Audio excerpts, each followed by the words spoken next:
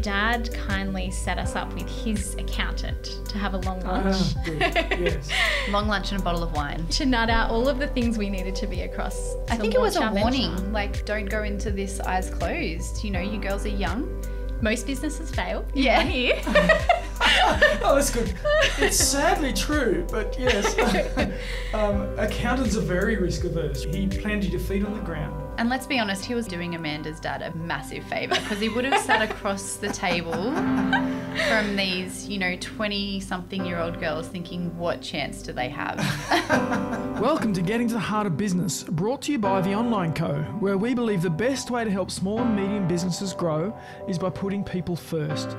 I'm James Parnwell, and today you'll meet the founders of Active Ability, a respected disability services organisation that operates out of 3 cities across Australia's east coast. Cara Foscholo and Amanda Semaan are 2 amazingly determined women who've built a very innovative business from scratch at a young age. They don't like to talk themselves up, but if you ask me, it's fair to say they've been pioneers in their industry. With me is my co-host and marketing pro, Jess Caluso. G'day, Jess. Hey, James. Do you have any funny baby juggling at work stories? I do. I've got an 11-month-old or nearly 12-month-old daughter, and I mean, as you know, we all work from home. So most of my stories revolve around going, okay, I've got a meeting with a client at 1 p.m. My daughter is normally really awake at 1 p.m. How am I going to make sure she's asleep? So I've sort of work the day backwards from that meeting time and make sure I have enough activities and get everything sorted so that she's asleep by 1 p.m. So there's been a few meetings, and I mean, you are my boss, so I don't know if I should confess this. But there's a few meetings where, 5 minutes to go before the meeting, I'm sweating thinking, I think I'm going to make it, but I may not. Well, you've done it somehow. Yeah. How about you, James? Yeah, well, I've done the work from home thing for some time now. And some years ago when my eldest daughter was maybe 2, she was pushing around on one of those little trikes, one of those little plastic things they push themselves around the house on. Oh, yes. And my office was in a converted garage, and it had a little step down into the garage. So I'm on a phone call with a client in Perth. I don't remember what the topic was, but we were talking fairly deeply about something. And she's essentially driven her trike off the edge, landed, smashed her head on the ground. Oh dear. And then absolutely screamed the house down. And there was absolutely no way I could cover it. No, it's not one of those Make it work, hold her, and it was basically, I'm so sorry, I have to go, and I'll call you back. It was fairly awkward, but thankfully my kids are older now, and we've been able to put in a few more boundaries, like keep the door shut. That would have been a good idea. Yeah. Make sure that sort of thing doesn't happen. But most people are understanding and forgiving, and will give you a second chance if these things happen. I think I should ask you and April for a few more tips, I think. I mean, well, you've never picked up on me being late, so... No, that's true. Yes, well done. Touch wood, I've managed it so far. Well, in today's interview, you'll hear how Cara and Amanda have had to do a lot of that juggling act. They're both young mums. They're running a business that's highly complex, specialising in exercise physiology, dietetics and physiotherapy for people with intellectual disabilities, mental health and neurological conditions. I think a lot of you will relate to their experiences. Although it's a unique industry, they're dealing with the same kinds of challenges many of us do, like struggling to find balance between work time and family time and navigating constant change. 10 years ago, at the University of Sydney, a research project was underway, looking at how exercise could help people with intellectual disabilities. It was part of a new and emerging industry called exercise physiology. The project was a hit. 100 participants got stuck into things like dancing, games, running on the treadmill during their favourite TV shows, playing modified sport. In fact, they loved it so much that at the end they were all asking, how do we keep the magic going? Well, thankfully, 2 of the young research assistants on the project answered that call. Cara Foscholo and Amanda Semaan birthed a business called Active Ability, which now operates out of 3 different cities. And I'm with them today to hear the rest of their amazing story. Cara and Amanda, welcome to the podcast. Thank you. So you guys went to uni together. Is that where you became friends? It is, absolutely. We did our masters together at the University of Sydney in 2010, 11. And you had zero intentions of becoming business people? For me, absolutely none. Yes. So Absolutely. What was your family like? What did your parents do? My dad is a music teacher, a high school music teacher, Oh, cool. and he's now retired, but at the same school for 40 odd years. So there was a strong upbringing in being reliable Yeah. and doing really, really well at what you do, but not really moving around and not taking too much risk. Okay, a low risk family. Definitely.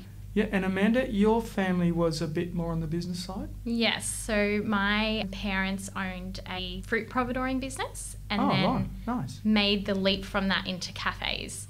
And most of my extended family, or not most, but a lot of them have businesses as well. So I had a little bit of an interest, but I still, if you had asked me then, would I be doing what we're doing now? The answer would have been no. Right, so you're in a class of other people studying the same thing and they're all going down the medical route. Yeah, allied health. And I guess there's a kind of an inertia to go in that direction. But then this research project came up.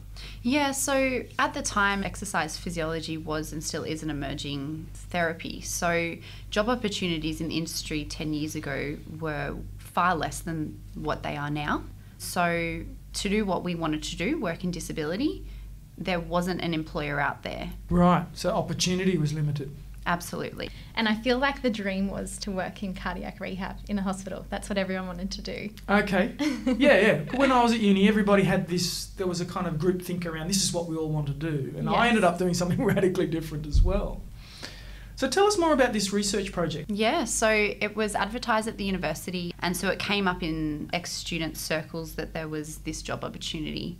The role it was a lot of fun, but basically our primary role was rolling out exercise interventions to adults with intellectual disability.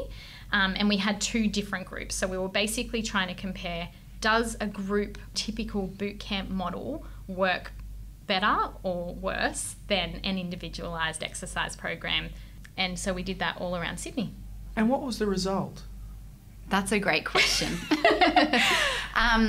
To be absolutely honest, it's not completely finished, but anecdotally, the result was that it depends on the individual. It depends on their disability and their personality, like anyone else, as to the environment in which they would prefer to be physically active. And I think that's even more true in disability, because we have clients who don't like to work in loud spaces. Of course, and so straight away, group environment for exercise is cancelled out most of the time in that circumstance. So it was very much needing to be an individualised approach. Okay. Now you mentioned fun, Amanda. Was fun an expectation? Absolutely. We were definitely selected because we convinced those that we needed to convince that we could make exercise the opposite to what people think of when they think of exercise. Oftentimes, if you use the word exercise with our participants, they would actually not engage. Yeah, you can't use the E word. So what it implies, I've got to run for 5Ks. There would have been and get some sort of exhausted previous negative experience, so they weren't willing to open themselves up to another experience that may be similar. So, we would use phrases like, hey, I'm going to come and see you on Tuesday, and I thought we might go for a walk and have a chat and get to know each other better. Things like that. It might have been that they loved reading books and would often go to the local library. So we incorporated physical activity into that task. Okay. So it was looking for the opportunities to embed physical activity or exercise into what they were already doing, into their routine. And then utilising other opportunities to, put in games and dance and things like that. The reality is that exercise is not always fun and it can sometimes be hard. And so people who understand the benefits of exercise will often look past that. Yes. And choose to engage in it regardless. But for people with disability, they have the added barrier of a cognitive impairment or a lack of understanding to the benefits. So to explain to someone the benefits would be no use within this population group. Okay. We need to just make it an activity, a social situation, a community-based situation in many ways that they just look forward to in their week. So you guys have enjoyed and had fun in the process, but the participants have loved it too. And you've reached the end, and then there's some demand there. Absolutely. So when we finished, we had a lot of the project participants asking how they could access the service on an ongoing basis, and we couldn't really find an answer. So we decided to formulate that ourselves and give it a go. This is like the step out of the boat moment. You're taking a step into the risk, I suppose. Cara, was your family supportive of that? Absolutely. I have to say, though, Amanda and I are both not risk takers. Okay. We have learnt to be, but we both worked, if not full-time, close to full-time throughout this whole process in other roles. Okay. So this was a little hobby for us at first. So at the time, it really didn't feel like a risk. There was no upfront financial requirement. Just time? Just our time. Okay, Yeah. and your energy, and you're And our young, energy. and enthusiastic, Yeah. and we enjoying it. We were living at home, didn't have a lot of overhead costs. So it was, let's just see how this goes. Let's just take it one step at a time. So active ability doesn't exist yet. It's coming. It's an idea. Yes, it's an idea. The name probably doesn't exist. What was step one? Really what it looked like was putting some paperwork together. We first had to agree on what a partnership looked like, because at the time, whilst we both had work, we had varying workload.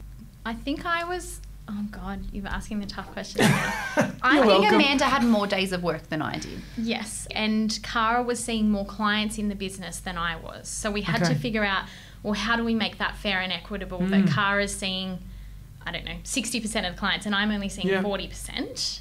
And then there's, you know, How do we figure sort that out the sweat equity? Yeah. Yeah, that's right. So that, I guess, was the first component of where we started. The second part was, as exercise physiologists, we need to have safety covered. So, yes. you know, are we assessing our clients appropriately for their risk? What paperwork and resources do we need? Consent forms, you know, just all those basics that you walk into any other exercise clinic and that's already developed. Okay. We also had to figure out how to overcome the barrier of, when you work in an exercise physiology clinic, your next client brings themselves in, they're motivated to be there, they can sign their own paperwork. But we were sometimes going into a group home because mum who lives in Queensland asked us to. And so we had to figure out, you know, getting consent from another state, or getting someone to sign a document that doesn't own a computer. There was lots of things that we didn't kind of anticipate that needed to be worked through. Yes. And I think the final step, my dad kindly set us up with his accountant to have a long lunch. Good. Yes. Long lunch and a bottle of wine. Yes. To nut out all of the things we needed to be across, I guess, I think it was a launch our warning, venture. like, don't go into this eyes closed. You know, you girls are young. Most businesses fail. Yeah. In 1 year. Oh, that's good. It's sadly true, but yes, accountants are very risk averse, right? So he planted your feet on the ground. Absolutely. He obviously did that well, not in a discouraging way, because you're still here. And let's be honest, in retrospect, he was absolutely doing Amanda's dad a massive favour, because he would have sat across the table from these, you know, 20-something-year-old girls thinking, what chance do they have? So he was very kind to give his time. Just to step back, when you're in high school or even as kids, was there a sporting interest or some passion that's gotten you on this track to start with? I think there is for most people who study exercise science or exercise physiology. Great. You loved PDHP at high school. Yeah. Did well in PDHP, my HSC. We'll do an exercise science degree. Okay. Don't know what that looks like after that, but I'll give it a go So and see where what's we your end up. sport? Swimming and water polo for me. Swimming? Yeah. Good. Yeah, swimming and tennis for me, but, you know, really loved the touch and the OzTag at school. Okay.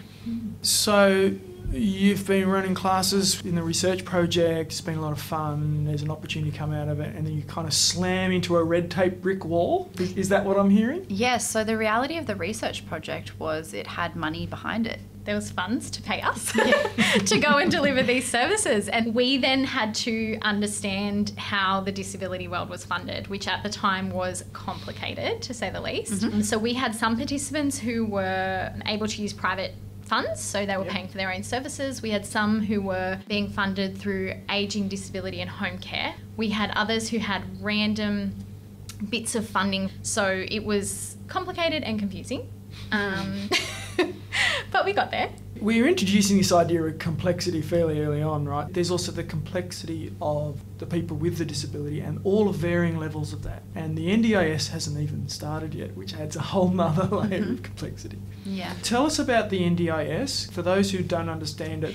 The NDIS is the National Disability Insurance Scheme, and essentially it is a federal and state funded scheme so that everyone living with a disability in Australia can access a fair and equitable service. Previous to that, services were state-based, and so, you know, there were horrible stories about people feeling like they had to move states because they had a child with a disability and they could access better care in another state of our country. Because we were in the disability space, we were hearing about this big thing that was coming, and basically the message was pretty clear. Everything is going to be privatised, so you either have your own business or you are going to be employed by one of the NGOs. And we had active ability. It was very early days, but we thought, okay, let's just see where this takes us. The goal originally working at ADAC was to implement exercise at these residential facilities, but what it progressed into was to transition them out. So I just want to clarify a couple of terms. NGO is a non-government organisation. Yes. And ADAC? Ageing, disability and home care. So they're leaving, they're moving into community homes. So we're going from a couple of hundred people living on one site to living in houses of a maximum of 5 people. They have complex disability. They have paperwork a mile high. They'd only seen a GP that has known them for 20 odd years. These are people who were in their 50s, 60s and had been living on site in some situations since they were 12 years old. Wow. They knew what every day looked like. Yes. It was just very consistent, which in disability is often key. Yes. And so part of transitioning them was literally getting out of our heads everything that we knew about this person and what we had trialled and what worked and what didn't, so that we could hand that over to someone else. So in the final 18 months to 2 years, it was working with 300 people, then 6 months later working with 200 people, and then 150 until we were told your services are no longer needed. And that's when when things got real. Everything was changing. And this was the NDIS and freight this train? was the NDIS freight train. That's right. We had to somehow figure out how to get registered. We had to figure out how do we get participants, because the key difference with the NDIS was that the funding, instead of sitting with NGOs or with ADAC, now sat with the individual person, and they could go out and choose whoever they wanted to provide their services. So just on that, you've rolled that out in a very quick sentence. This is a massive change. Huge. That previously an organisation would be given X dollars and entrusted to spend that appropriately on the people that needed it. Correct. Now that money's been given to the people that need it, who are then going to choose how they want to spend that. Absolutely. So it's a really important shift because it's putting the control in the hands of the people that should have the control. But it's a massive shift. And it's changed the landscape completely, particularly for the businesses that are providing these services. Absolutely. Because where they didn't need to think about marketing at all of a sudden they've got to become marketers. We've got to go and find clients. And in the first 12 months, we saw quite a few NGOs fold because of that. They didn't have any processes or procedures or decisions made with respect to paid marketing. Yeah, no experience. Yes, and I think some of the big NGOs, the agility was maybe a little bit difficult to turn such a huge organisation on its head, whereas we were small and agile. And we made changes and implemented them within an hour sometimes. Yeah. So we're 5 or 6 years in now to the NDIS. 5, yeah. It's still shaking itself out, would that be fair to say? It's described as a plane that is flying, but it's still being built. Yeah, as it's cool. flying. Do we need a left wing? Absolutely. And that's how it feels. Yes. The complexity is a bit of a theme here. You're dealing with fast changes ongoingly. Absolutely. So we're dealing with changes to what we can provide, how we can provide it, and what funding allows us to provide it. We're even dealing with complexities related to getting paid. That was a major teething issue for heaps of providers, was this huge backlog of unpaid invoices.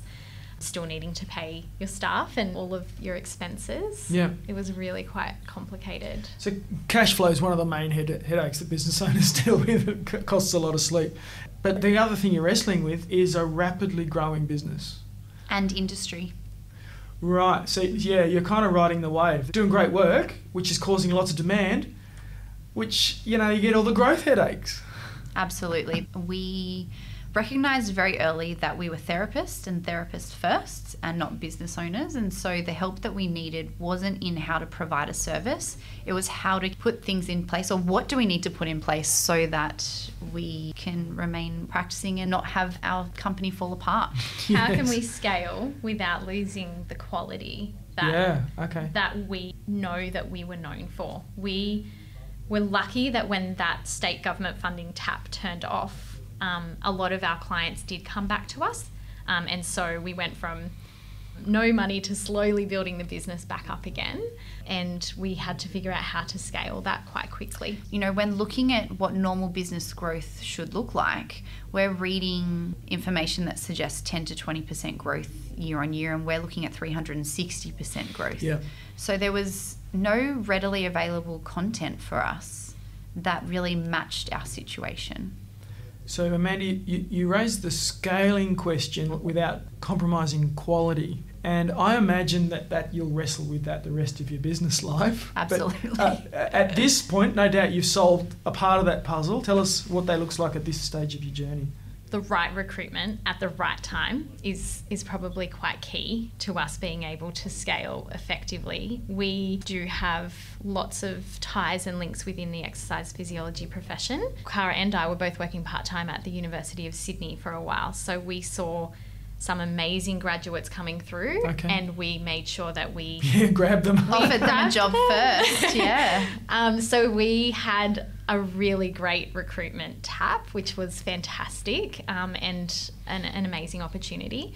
I think as well, we really believe that skill can be taught, and if you have never worked with a person with a disability, it can be sometimes like a brand new situation, even for a really qualified or experienced therapist. If you've never worked with someone nonverbal before, for example, you've got to think about how you communicate entirely. And how they communicate with you. A lot to do with therapy, especially exercise, is safety. So if they're not able to tell you how they feel, right, there is risk involved. Absolutely. And so we really believe that if someone has their heart in the right place, we can teach some of that skill. Yeah. We can provide that disability expertise, but we can't teach the compassion and the drive to want to support someone with a disability. You can't teach integrity. Like we often talk about hiring the right people and then training them with skill. Yes. If they come with skill, that's great. Added bonus. But hiring the wrong person with skill is dangerous. You give yourself all sorts of problems. More. Yeah. I think also in therapy, and in my opinion even more so in disability, there's this overwhelming fatigue. You're taking on a lot. You're working with people in some cases who understand their life expectancy based on their diagnosis. We have a lot of clients who have chronic, serious mental illness, depression associated with their diagnoses as well. Okay. So we need to be hiring very resilient people as well. People with high self-efficacy, people who understand the importance of looking after themselves. Okay. Our best recruits have been networking recruits, not the cold call seek ad, generally speaking. Yeah, it's just hard in an interview to get a sense of the quality of the person. What's their character like? Absolutely. It's not impossible, it's just more difficult. So you've got business coaches involved? We have had a couple over the years. We need to understand how other people had done that. What processes and systems do we need in place to make sure that everyone that comes on board is providing that level and quality of service. Checks and balances everywhere, all within the business models and processes. Yeah, really pulling apart what it is that we do and making a process out of it and getting it actually written down and systemized so that someone else could follow that. So we started with someone who could help us systematize and kind of figure out our processes, and then we switched to someone who had expertise in marketing, and we quickly realised what we were doing at the time was terrible. And it wasn't maximising the opportunity. Oh, that's a good word. Yes. That's a a good way to say it. Are you receiving SEO emails all during the week from random people offering to do some service that you don't really understand? Well, you'll never guess, we get them as well, and we do SEO. There's a myth out there that essentially you can trick Google into making your website on the first page and that it'll get you loads of business and it'll be fantastic forevermore. Unfortunately, that idea is nonsense. The truth about SEO is that when somebody types in your keyword and they're looking for your product or service, that you need to provide the very best information to that person. This is where we talk about putting people first. Your website needs to be fantastic. It needs to talk to that person, solve their problem, and be super helpful. This is just one of the ideas we talk about in our digital marketing playbook, where we come across and look at a holistic digital marketing plan for you.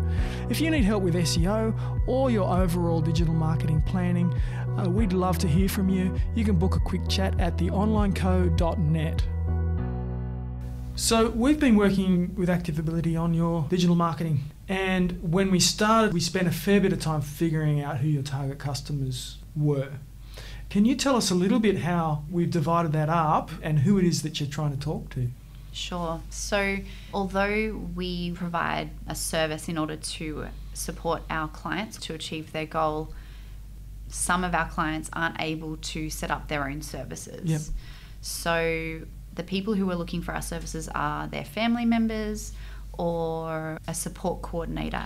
In terms of marketing strategy, you have to talk to both. That's but right. Essentially, a support coordinator could be worth 5, 10, 50, 100 different end users, whereas a participant is one. So the value of one over the other could be substantially different. Yeah, that's right. And so for us, it was a matter of having a conversation about, well, if a support coordinator is looking for a service, are they going to be attracted because they like the look of the service and it's naturally attracting to them as a person? Or are they going to have their particular client at the forefront of their decision making? And I might just add that the role of the support coordinator is not to make the decision, it's to offer options. Yes, okay.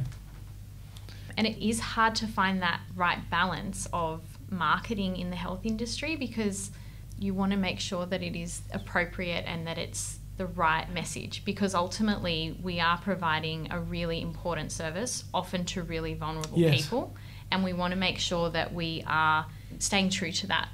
I think that Amanda touched on a really good point that has really underpinned our business from day one, is that there's almost this unspoken rule that businesses providing health-based services should not be successful.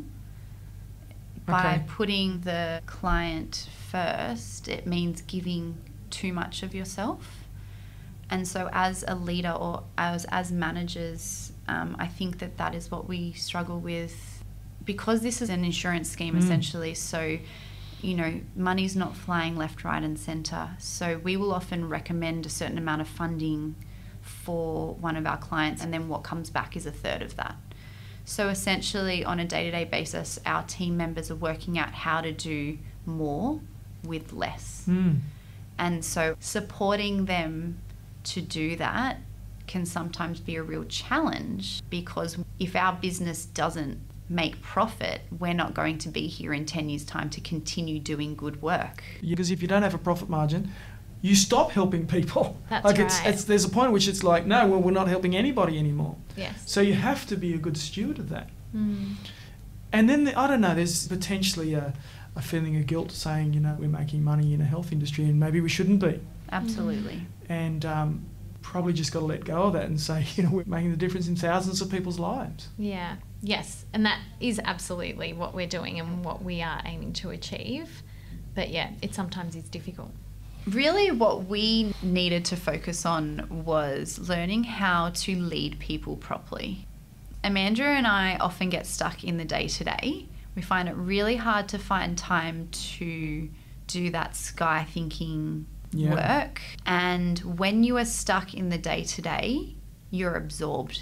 And it also affects your ability to lead, because as a leader, I really do believe that you need to have the long ball game in mind. So I think if anything, that's really where we're sitting at the moment, really trying to get out of the everyday. we don't provide the direct services to our clients, Amanda and myself. We actually haven't done that since about 2016, and that was a clear goal from the outset of ours. But we're still stuck in the everyday, and I think that is tied to the fact that we've grown very quickly. Our goals we typically set was 25% growth, and then we ended up with 360% growth. So that's the level of scale we're talking about. And whilst we have progressed so far with respect to taking ourselves out of particular roles, there's still so much more. And it's hard to let go. Well, that's what I was going to say. You can often pick up the new things you need to do and not drop the old things. And that's where you find yourself in the poo, so to speak, because you're not thinking big picture anymore. You're just nose to the grindstone. And then you sort of drive yourself south with your headspace, but also emotionally you start to take a toll because you just absolutely at it all the time. At the beginning of the NDIS rollout, as exercise physiologists, we felt really strongly about being the only ones to explain what our service is, and they were long drawn out conversations, 45-minute phone calls, because a lot of the time we were a soundboard to frustrated parents or adult siblings. So that was a role that we couldn't imagine anyone else doing. Yeah. It's really funny because every time we let something go and we, have someone in the team take that responsibility on, you just have this moment to go, oh, so good. Yeah. Should have done that 3 months ago. But then we seem to still sometimes find ourselves going, oh, we should have done that 3 months ago. Like, it doesn't get any easier for me anyway. What is it that I need to... You're the frog in the kettle, and it just, the temperature rises so slowly you don't realise until all of a sudden you're boiling and you go, oh, I need to drop things, and then you can lower the temperature again. Absolutely. Yeah. So that is definitely an ongoing process. I think the complexity of managing the everyday of our business is that we provide our mobile service. Yep. In not only bringing the experience, but we also strongly believe that in order to implement a successful therapy into our participants' lives, it needs to be done in their own environments. So the clinicians provide services in particular radiuses, and they receive clients based on that radius. So my dietitian in the Inner West may not receive a referral for 2 months, but then may get 3 months worth of quota in 2 weeks. Yeah. And so it's really where we're stuck at the moment is managing the everyday because of that very complexity. We have 65 team members in total at the moment, and that is a combination of contractors and employees, and we actually provide 3 different therapy services within our team.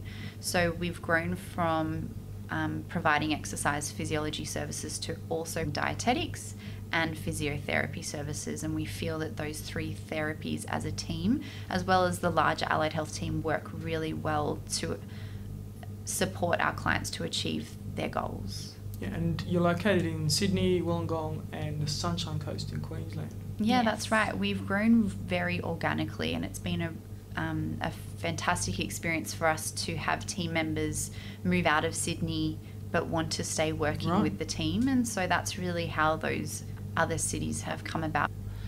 Now, you've both got small children. We're talking about complexity, adding no sleep and diminished sleep and all of that into the mix is another factor. How do you guys deal with that? Great question. I think we were both very naive in thinking that in owning our own business, it would facilitate and make becoming a mum easier. We had the business well before we had children, and it absolutely has its pros, but at the time of having a baby, it's an absolute... It's difficult. I wanted to say burden. I was like, that's terrible. It's a real challenge to find a balance, and I don't think that we're there yet. We are lucky that we have each other, though. I don't know. Hats off to the female business owners that are doing it on their own and having children, because we definitely share the load and pick up when one has a baby and then when the other. Yeah, we're lucky enough that that hasn't coincided at this point. Not allowed babies at the same time. That's right. But having a family and wanting to provide for my family was the number one reason for me to have a business. Yeah. But I'm now at the point where it's the number one thing that's keeping me from my family. Okay. So it's definitely part of the complexities at this moment, because we have small children and because they grow and change so quickly. And so it becomes more obvious when you miss things. Yes. Yeah. My son said to me yesterday, when are you going to come and pick me up from preschool? Yeah, right. So, and I need to make a promise and I need to keep it. Yep. But the benefits, you know, because of the setup of our businesses, we work from home. So we have home offices, unless, you know, we're on the road meeting with our wonderful team members, we can start the day from the office that we have in our homes or from our local cafe, wherever we choose. But it means that if my family is at home, I can stop and have lunch with them. So there are certainly benefits as well. Yeah, and I think, Amanda, you said it's complex. It's difficult, I think was what you said. Yeah. It's difficult. I have my son in October. And So he's 5 months old. Oh God, that's quick. And we had a plan that we would not need to recruit until he was sort of hopefully 6 months old, and that did not happen. And I remember going to meet with someone for an interview and then having to breastfeed when he was 5 weeks old in the interview, and just thinking, oh my gosh, how is this happening? Yeah, we both took our laptops to the hospital. I do think, though, I'm really proud of working for myself. I'm really proud of having a business that can now sustain me financially. So I think there is a fine line between resenting the fact that you need to take your laptop to the hospital, but also being proud that as a female business owner, I have made a means for myself, which means that I have work to take to the hospital. And that's why I don't think that I've got it quite right yet, because... We're still working on that. Yeah, because I was the one that took the laptop to the hospital. Yeah, when you had the baby. Yeah, you know, I could have left it at home. Yeah. So I know that team members of ours have commented that the business is another of our children, you know, and it was our first child as well. So... Well, your dad's accountant, Amanda, said most businesses fail in the first year, and here you are all these years down the track and you haven't. So well done on that. And you're dealing with things that we're all trying to figure out. How does work and life work together? How do we grow? How do we manage the growth? How do we keep the quality there while still growing? So thank you so much for your vulnerability in sharing the challenges that you're facing, but also in sharing your story of what the wonderful thing you're doing for Australians who really need your help and support. So thank you guys for coming on the podcast. Thank you for having us. Thank you. That was Cara Foscholo and Amanda Semaan from Active Ability, and you can find out more about their services at activeability.com.au. So James, Cara and Amanda are really assertive marketers, and they do a lot of marketing and they get good results. And I'd like to get your thoughts on being assertive and aggressive with your marketing. Yeah, well, I mean, they're in a growth industry. So it's almost like there's a land grab as the NDIS rolls out, that they're able to take chunks of the market. They're really well positioned to do that at the start. But rather than letting the work just sort of roll in, they've said, all right, let's grow and let's grow fast. So then they've put strong marketing in place, set up sales processes on the back of that to convert the leads into sales, and it's working really well for them. I think the first thing they're doing right is some proper planning. So to put a 12-month plan in place and break it up into 90-day milestones. And then they're doing multi-channel marketing. So they're marketing across the different avenues in digital. And when we think about avenues, I like the sort of roads analogy, in that in a city there's typically 3 or 4 major roads and all the traffic's there. And there's all the little roads as well, and they're valuable. But in digital, there's really only a couple of main roads. There's Google, Facebook, Instagram, LinkedIn, and email. And it's likely that you're going to be able to cover almost all of your target market with those. Now, I'm not ruling out the small roads. They can be useful in certain cases. For example, TikTok might be great if you're talking to teenagers, but if you're not talking to teenagers, potentially don't bother. Great. Yeah. So they do really strong Google marketing, both paid and SEO, and they've identified the strategy that they're going to do, and they're rolling it out and reaping the benefits. They're also doing some really assertive social media marketing. What are your thoughts on paid and organic social media marketing, Jess? Yeah, well, I mean, there's a phrase that goes around that social media is pay to play, and really that rings true these days. So you do have to do the paid advertising on social media to get results, but you also have to be doing the organic as well. They go hand in hand. So one feeds the other and they work together. So what these guys are doing organically is posting regularly, engaging with their audience. That helps to feed and support what they're doing from a paid perspective. So those new people who they're reaching from a paid perspective are seeing what's happening on the organic side, and it sort of has some worth to that new paid audience where they see what's happening organically, and it almost like ticks a little box in your mind to go, okay, yep, I like what these guys are doing here. Using social media organically and doing the paid advertising as well is really the way to use social media most effectively. Yes, not one, but both. Yeah, doing them together like that is going to give you better results. They add to each other. There's a synergy. 1 + 1 = 3. Yeah. This is the type of thing that we help people with our playbook. So we spend a fair bit of time putting together the plan, reviewing competitors, as well as what is it you should be saying, what's your voice, and then it all turns into a 12-month rollout plan. Coming up next episode, you'll meet Rowan Kunz, a guy who during COVID lockdown helped high school students across the state by rapidly curating a website of YouTube videos where you could learn pretty much everything in the HSC curriculum. Rowan's the head of a student coaching and mentoring business called Art of Smart, and his business is helping a generation of young people to succeed in a world that's rapidly changing. So this episode of Getting to the Heart of Business was brought to you by The Online Co, produced by Claire Bruce, music by Harry Parnwell. You can find us at theonlineco.net. If this episode would be helpful to someone you know, feel free to share it, subscribe, leave us a review, and we'd love to say hello in our Facebook group.